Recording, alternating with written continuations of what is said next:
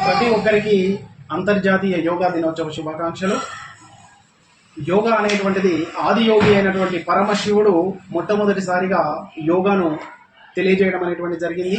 దీనిని ఎంతో మంది ఋషులు వేదాలలో తెలియజేసినప్పటికీ పతంజలి అనేటువంటి ఋషి ఈ యోగను యోగ శాస్త్రంగా తెలియజేయడం అనేటువంటి జరిగింది ప్రతి ఒక్కరికి.